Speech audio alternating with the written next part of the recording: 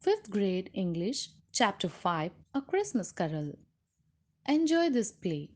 Characters: Narrator, Scrooge, Nephew, Gentleman, Marley's Ghost.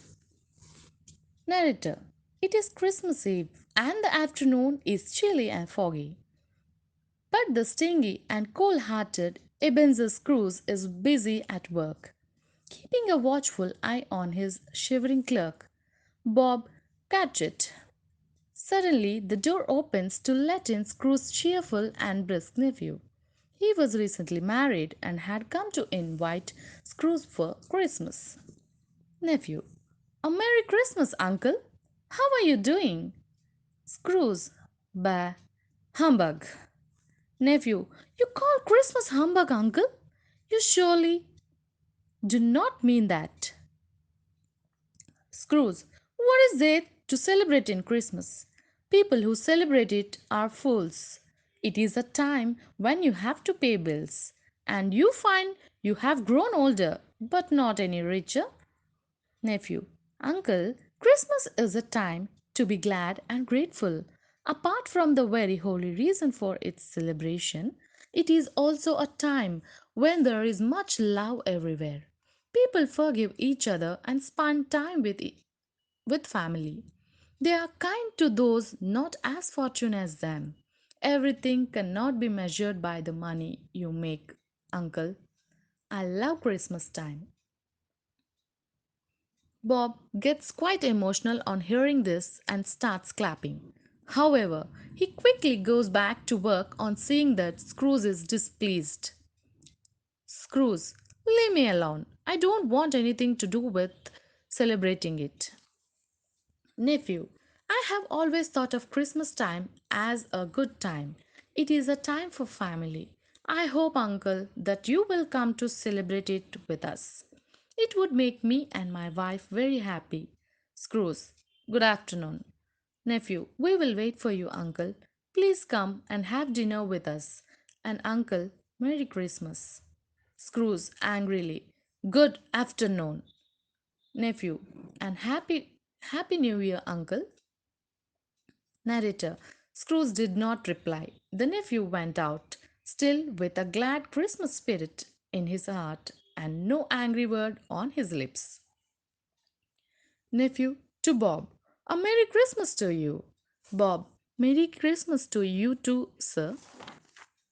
Narrator: This exchange brought out more bitter thoughts in the mind of Scrooge.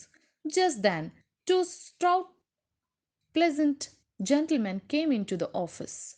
Bob Cratchit let them in. Scrooge was not happy to see the gentleman. Gentleman 1: Sir, I am a social worker. My friend and I are collecting money so that at this time, when need is felt the most, we can arrange the food, clothes, and some gifts to the poor and destitute. What should I put down for you, sir? Scrooge: Nothing. Gentleman: Nothing? Oh, I get it.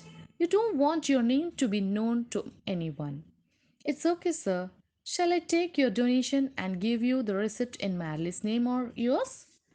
Scrooge: Marley died 7 years ago on this very day, and I don't want to donate any money for the charity. I give what I have to for prisoners and for poorhouses. That should do for the poor. They should go there for food. I don't make merry, and I don't want to make anyone merry either. Narrator: The gentleman leaves Scrooge's office sadly. Scrooge goes back to work till it is finally too cold, even for him. He then rises. Bob Cratchit, too, eagerly sniffs out his candle. Scrooge: I suppose you will want to take the full day off tomorrow? Bob: If it is convenient, sir. Scrooge: It is not convenient. Why do you want a holiday? So what if it is Christmas? I pay you that you work every day. If I cut your salary, you would be cross. But what about me?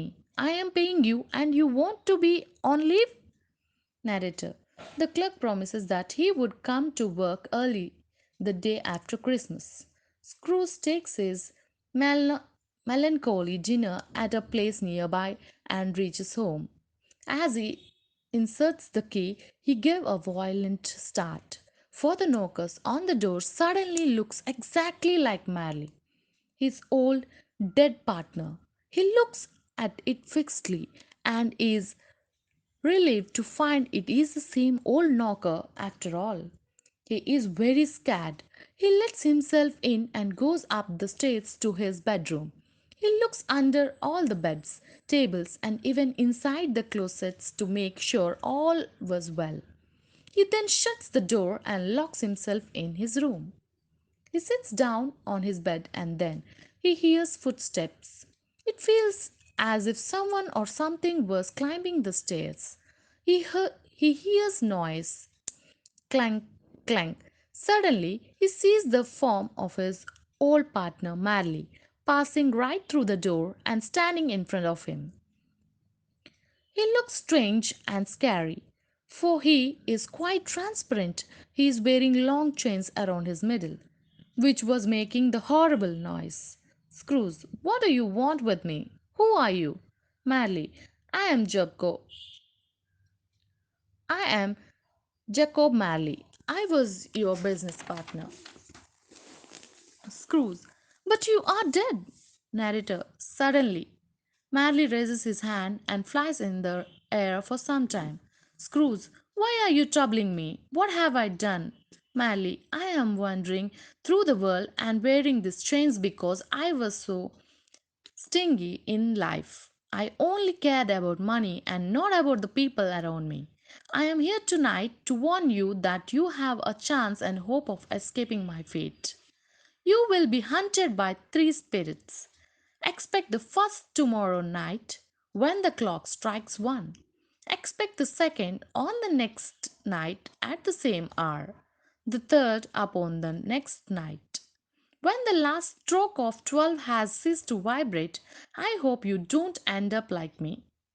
Narrator Scrooge tries to say Hamburg but stops. Suddenly, he feels fatigued and falls asleep right away.